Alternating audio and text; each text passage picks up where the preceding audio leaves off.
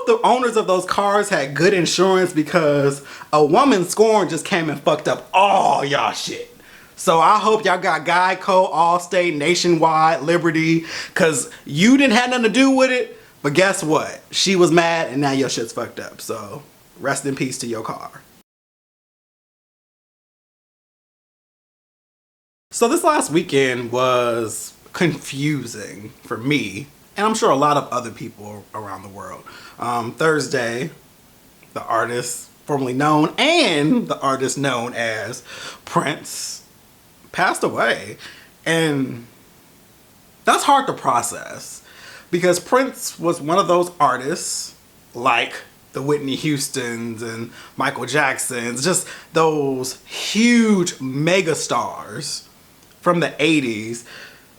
And it just seems like he's not supposed to be gone yet. He's supposed to be here until like at least 90. And it's weird. So that was hard. And it was funny because, being a consumer and vinyl freak, as soon as I heard he died, I put my shoes on and went to my car to go to this vinyl place around the corner from me, because they've had a couple Prince vinyls that I've wanted, but I didn't quite want to buy them yet because the price point wasn't what I needed it to be. But let me tell you, as soon as I got there, there was somebody who grabbed them in my face and purchased them. So that was a loss. So it made me instantly more sad than I already was, because I didn't get the damn vinyls. But whatever, that's neither here nor there. I'll give it a few years before I try again, because I got first editions of Michael Jackson, I got first editions of Whitney Houston. You just gotta wait on it. So it'll probably be like 5 years before I can actually get copies of them, but whatever, it's cool. I have plenty of Prince stuff. I have albums and everything. I just wanted those because they were in the store, but whatever. So the weekend was hard because, you know, when celebrities die, you're looking at old footage, you're connecting with old songs, you're looking at old interviews, and Prince was already an artist that I kind of just stared at because it was something very alluring about him. Like, he was just so interesting to me. So in death, that became tenfold, where I'm just like, man, you're not here anymore. Like, and one thing about Prince is he never left. He consistently put out music. He just dropped an album on Tidal not too long ago. Like, he consistently made himself present. And it's just a hard one, and then, you know, the world has, you know, been mourning. Like, there's billboards across Atlanta with his face on it from radio stations and stuff like that. Snapchat had their own little tribute with the purple rain where you can put that filter over your pictures. Hell, Pornhub changed the P to the sign, and y'all know how I know, because I watched porn. I mean, we ain't gonna play that game, right? So it was weird, and, you know, it was a sad weekend, but then we also knew Beyonce was coming. So I spent Saturday morning watching Prince stuff, Under the Cherry Moon, Purple Rain, Graffiti Bridge, watching performances, listening to his albums. And then I cleaned my apartment because I had to cleanse my holy space for Beezus. And I'm a huge Beyonce fan. And I just knew that something big was going to happen, because who just premiered stuff on HBO? Who? Beyonce. That is who. So after I cleaned my home, I then took a shower, I got dressed, I pulled my Edmund slice of turtle pie out of the freezer, grabbed my spoon, and I sat on the couch with bated breath until Lemonade came on. So as it started, my heart began to beat, because I'm like, man, what's about to happen? Because we know something is about to happen. Starts off with that first song, Pray You Catch Me. And I'm just like, okay, this seems emotional. I'm sensing there was this instant kind of connection.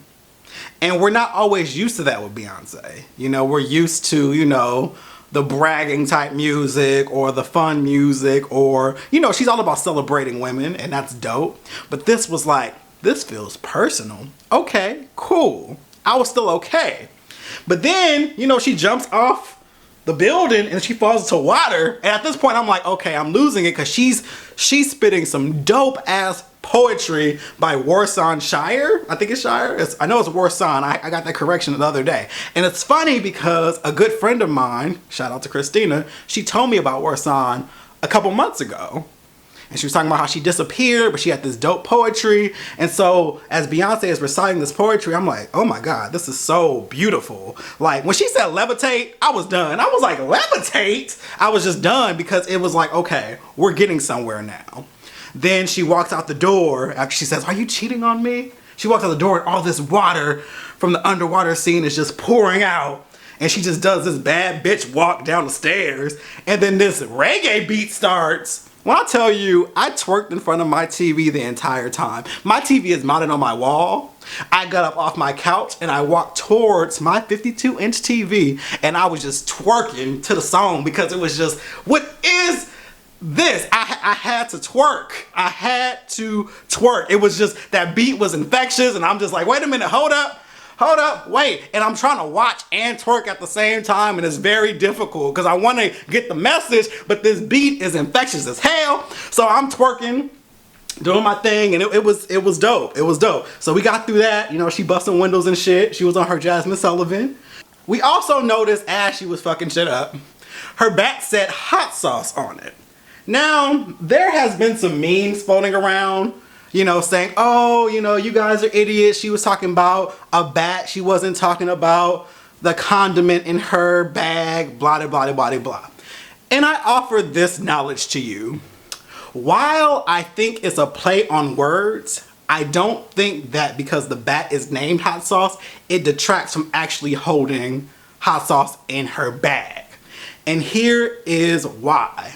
Formation was unapologetically black. It was about respectability and saying, fuck respectability. You need to just respect us because of who we are, period. We don't have to be a certain way.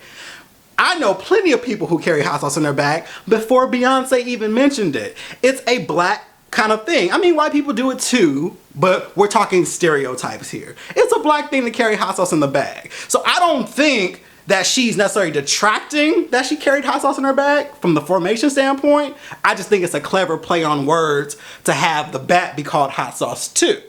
It's, you know, it's dope. It has a double meaning. Also, what Michael Kors bag do you know can safely conceal a baseball bat? Let's think about this, y'all. Let's think about it, because that bat gonna hang out the bag, so let's not be stupid.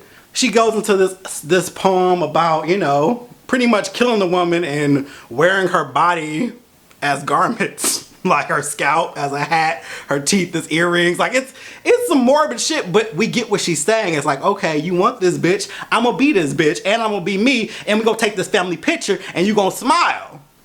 And she goes into don't hurt yourself. When she gets to don't hurt yourself, I said, okay. It took me a minute. I was too caught up in the twerking and the visuals to realize Jay-Z may have fucked up, because it wasn't until she got into the angry rock lyrics that I was like, okay, Beyonce's mad. So should I be mad now? What's happening? What is happening right now? So she's going off about how she's this bad bitch. She got this fat ass. She wants to be on another nigga's dick. And these are all her lyrics, by the way. So I'm not, you know, I'm not just being inappropriate. This is what she said. And it's just, you do this shit again, you're gonna lose your wife. She's angry right now. So at this point, I'm like, okay, is this gonna be like a divorce announcement? I mean, that would be clever as hell, but nah. So then after that, it goes into Sorry, which is a jam. It's a forever jam. Serena Williams in there twerking. And I like the connection, because what Beyonce did here was Serena Williams is commonly hated on for being a black woman. She's told that she's a beast, that she's an animal, she's ugly. This is mainly by white people. Let's keep it real. But I like the fact that she had her be kind of that representation of black beauty. And that's why I went up. So once again, I'm in front of my TV twerking. Sorry, nigga, no. I'm twerking because Serena got me hyped. The song got me hyped. It's just dope as fuck. And then she goes to this whole Nefertiti thing where she's doing a little section about leaving the note in the hallway and she's gonna be gone. And she's doing this little twerk, this little turn thing, little robotic action. It was a lot of things. It was a lot of things. What I liked about Lemonade is it told a complete story and it gave you depth of what black women experience when they go through ups and downs with men. Period. It wasn't just Beyonce's story, it was a story of the black woman. She included quotes from Malcolm X and things that just tied everything together. She used different ideas to start with the intuition, but then ending it with, you know, the Reformation and the forgiveness and just kind of the rebuilding and understanding that we have to value ourselves within first before, you know, looking at others. And it was just dope. It was just so dope. And I watched it like maybe 7 times already because it's just every time I get something different from it. Like there's so many symbols like of black girl magic and there's so many different ideals that are in there, and every time you watch it you'll catch something new, and if you read enough think pieces you'll see other ideas that you didn't notice, and that's what's so amazing about it.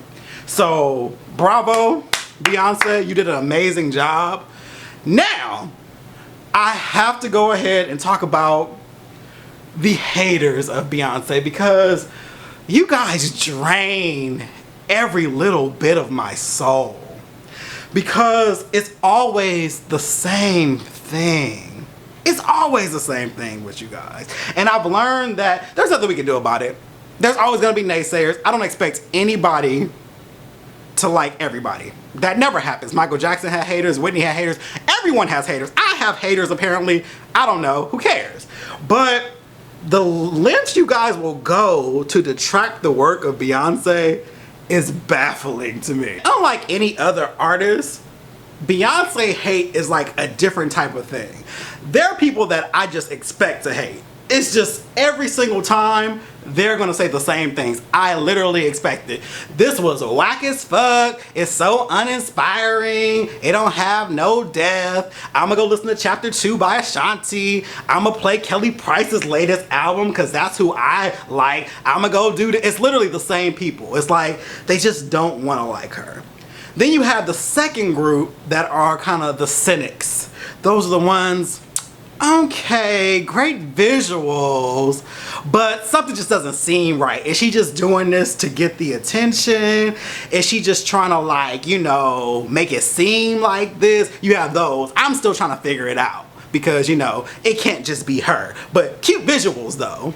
And then you have people who compare to who their faves are. Like me, I'm a huge Janet Jackson fan. Huge Michael. I'm a huge fan of a lot of people. I don't believe you have to like just one person. I come from that school of thought. You know, we can buy all their albums, but whatever. So I saw someone say, it looks like she was inspired by Unbreakable. You can see it all through here. I was just like, you can?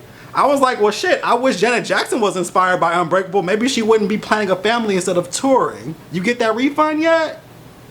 And it's just like, it's too much. And then you have the Rihanna fans who think Rihanna's better than Beyonce. I still don't understand that breed of people. Those are kind of like the hooked on phonics people, because she's a model. She's great. I love Rihanna. Love Rihanna. She's awesome for hits. She's like the Grace Jones. You know, she gives you pop hits, and she's that. But we're not about to compare apples to oranges here. We're not going to play this game in a world that Rihanna's better than Beyonce, because have you checked your ears and eyes lately? You might want to.